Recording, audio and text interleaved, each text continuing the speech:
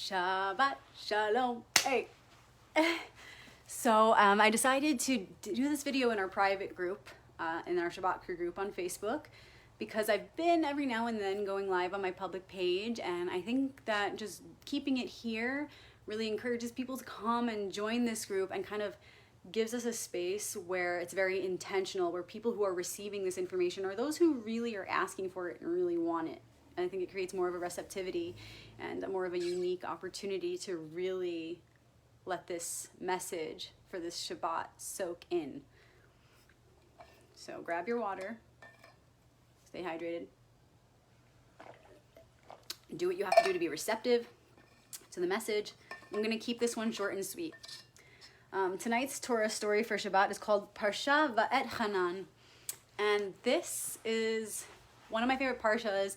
And as Rabbi Richmond put it, I was listening to him this morning, he said, this parsha is like the heart of the Torah. It is such an important one. He said it's like the heart of Deuteronomy, but pretty much could be considered the heart of the entire Torah. And there's a couple reasons why, but mainly because this parsha addresses the fundamentals of Judaism. It addresses the Shema and the commandments and the unity of Hashem. And that's foundational and key in our practice. And really not just for Jews, but for everyone, is this unity consciousness, the idea of this unity consciousness being the foundation of everything. It's everything. Another reason why it could be considered the heart, in my opinion, is because we are past the point of the 9th of Av, when the tower fell, and now we're at a turning point where things are starting to look up, where we're actually moving toward this really what is a metaphor of the building of the third temple. But what that's representing is, like, the building of the new world within us, even within our own selves, within our individual selves, and within our collective oneself. So I believe that this parsha is a turning point, and to me that makes it even more so the heart of the Torah, this midpoint. So Parshat Va'etchanan, this is where Moses, and then it literally means, and he implored. Okay, so within the title of every parsha, it's always revealed what the story is going to be about. The title always reveals what the story is going to be about. The whole story can be summarized by the title of the parsha. So Parshat Va'etchanan, and he implored. This is the parsha where Moses begs God to let him into into Israel. And it's not because he wants to enjoy and he wants to own the land, or he wants to, benefit in any sort of a self-serving way. He wants to enter the Holy Land because he wants to do God's will, and he wants to obey the commandments there in that sacred land. But God says, no, this is your punishment, that I gave you. You're not to enter the land because of the previous stories. And basically it's because it's not just like seen as a punishment, but it's seen as like he wasn't meant to enter the land. He was meant to do exactly what he did up until the point of his death. And he was not with the times. The generation that was entering the Holy Land was of a frequency that he could not be a part of, because his time was was ending soon. It's almost like, we die in these bodies in this world when it's our time, because our frequency just cannot continue to evolve with the times. There's just not a resonance anymore, and it's all perfect. So that's all involved with this story of Va'etchanan, this Shabbat. So what happens? Moses begs God. God says no, but he tells him to go, to the mountain peak and see the Holy Land, to just see it. And that's enough for him. And Moses, in this story, he addresses the future generations through the nation of Israel, through the tribes, and he says, listen, there's going to be a time really soon where your children and the future generations are going to separate themselves from God, from Hashem. They're going to forget, and they're going to worship false idols. And it's like, whoa, this is intense, this is deep, right? And he says, but they will return again stronger. And even in exile, we all have the opportunity to find God. Even when we feel that we're farthest from Hashem, there's always an opportunity in every moment to return. So you have to understand when he's telling of this, like, wow, it's, your future generations are going to worship false idols. It's not that we should be afraid of that, but we should understand that that's inevitable in our lives. And this is the Kabbalistic application here, that's applicable to us here and now in today's world. We're always coming to these points where we feel disconnected from ourselves, from each other, from Hashem, from the Creator. But we inevitably return. It's up to us when.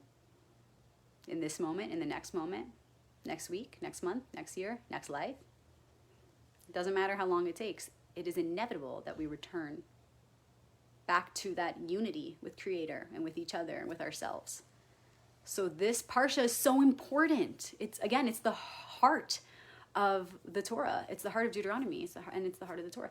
Because it's telling us, like, don't be afraid of the separation. That's why we're in this world of separation, right? The Christians say we're born in sin. Don't be afraid of that statement. The separation has a purpose. When we sanctify it, it's like the saying, salve et coagula. We separate to put back together stronger than before. First separate the parts and then unite them to be more whole and holy than they ever were. So separation and distinction is beautiful when we use it for the sake of the Creator and all of creation. So we don't need to be afraid. In fact, we should know that there are times where it's necessary to fall so that we can rise again higher. We chose to come here. We choose. We are the chosen people because we choose ourselves. There's only one here. Who's choosing? You have to choose you. You have to choose the path. So yes, you are chosen. You're the chosen one. There's only one here. And so Moses says, guys, future generations are going to worship false idols. It's inevitable, but they will return. And I want you to know that each moment you have a choice to return to the Creator within your own heart. And he addresses the unity of Hashem, the unity of our Creator and all of creation. And he brings up the fundamentals of Judaism. Again, he brings up the Shema and he brings up the 10 Commandments. And he says, these are the most important things. He's like, you guys, I'm not going into the Holy Land with you. This is where my journey ends. So as I overlook this land from this mountaintop, I'm seeing very clearly what is ahead.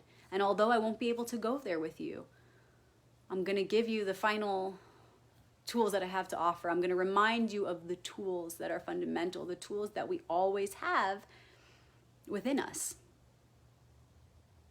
which is the remembrance, the ability to remember the unity of Hashem, oneness consciousness. And for those of you who don't know what the Shema prayer is, the Shema prayer is the central prayer of Judaism. It's what goes inside the mezuzah, which, by the way, the mezuzot and the tefillin are also addressed in this parsha. And these are things that are very important and fundamental in the Jewish practice, and also for anyone who wants to take on a Kabbalistic approach to life. You don't have to be Jewish to utilize these tools. And let me talk about them a little bit. What is the mezuzah? It's the little thing that you see on doorposts in Jewish homes, outside the front door and inside the home, everywhere except for the bathroom. You see it 3/4 of the way up the doorpost, and you see it tilted, like turned in toward the room, showing that the energy is pointing in. And I have videos about this, so reach out and ask me if you want to know more, but I'll give you a little bit of information right now. The prayer is inside, and it should be a kosher scroll, which means, handwritten and in perfection, made sure that it's absolutely perfect. Because if there's one line too many or one line less, it's not a kosher scroll, just like the Torah. The prayer is inside. The doorway is something so powerful. What does a doorway represent? It represents, walking through dimensions. And we walk through doorways all day. So having the prayer there, you're supposed to kiss it. I like to kiss it and then touch again. having that there is so sacred, because every time you walk through a doorway, you're acknowledging the Shema prayer, which is basically, and I'll go into it a little more, it's basically a prayer of our oneness. So every time you walk through a door, you acknowledge that first and last as you exit. It's the most important thing. When you do this all day, it's super powerful. Think about it. Even if you wrote down like a little prayer or something of your own, or just like God is one, right? Or all is one. And you posted that on your doorpost. And you acknowledge that every time you entered and left. What that would do, my goodness. Even if you just wrote gratitude on it, right? The reason that I prefer and I suggest using the Shema prayer is because that's basically what it is. It includes everything in one prayer, and it's Hebrew, which is a vibrational, ancient, original language. So it's not just English like gratitude, it's like an all-encompassing prayer that is actually based on vibrational science. It's Shema Yisrael, Adonai Eloheinu Adonai Echad. Hear, O Israel, the Lord our God, the Lord is one. Yisrael being the nation of light workers, not just Israel, the land that y'all know of. It's basically saying, hey, listen, and not just like, don't just like hear, but like really listen, really perceive this message. It's not just like, hey, y'all listen up. It's like, yo, tune in, Israel, but not Israel, the country. It's saying, tune in, light workers. Tune in, nation of light workers. Remember the most important thing. The Lord our God, the Lord is one. And then it goes on to say, Ve'ahavta et Adonai Elohecha u'b'chol levavcha u'b'chol nafshecha u'b'chol meodecha. Goes on to the Ve'ahavta prayer, the second part, which basically says, and you shall love your Lord our God with all your heart, with all your soul, with all your might. And it goes on to say, put these mezuzahs, make sure you teach this to your children. Make sure you do this, because only if you do this and really prioritize this prayer will you remember to keep the commandments. So it's such an important, all-encompassing prayer. And this goes again on every doorpost, okay? So this parsha in the Torah reminds us of the mitzvah of the mezuzot, which is plural for mezuzah, and it reminds us of tefillin, which is the thing that the men put on every day, binding their arm, the wrist, and their forehead with the prayer inside. And the prayer shawl, these are the things that you do daily. It's a daily ritual, very important. If you want to know more about tefillin, please just drop a comment or private message me, and I'll reach out with some information. And again, he talks about the commandments. So basically, he's just giving you a reminder. Moses is giving us a reminder of all the tools that we have. He's saying, you can do this. You have everything you need within you. Don't forget the fundamentals. They're the most important. And if you have that remembrance, then you have everything you need to enter the Holy Land. And you don't need me. You got this. You got this, children. You got this, Israel. You got this, the nation of light workers. The Holy Land is there. Enter. You're ready. You have everything you need within you. So I think it's kind of clear what the message is for the Shabbat. It's saying that we're ready to, enter the Holy Land. We're ready to build the next temple within our hearts, within our homes, within the world. The tower fell, the temple fell. The destruction of the temple was, the 9th of Av. That already happened. We're moving on now. We're ready to rebuild. Things are looking up. We're moving closer to the high holy days. Big, powerful time of the year. And this is just the beginning of that rise. So really feel that. And this Shabbat is called the Shabbat of Consolation. So really, we're in a space where it's kind of like, metaphorically speaking, the tower has fallen. But after the tower, what comes next? The star, right? Speaking of Torah, tarot, you have cards 16 and 17, the tower and the star.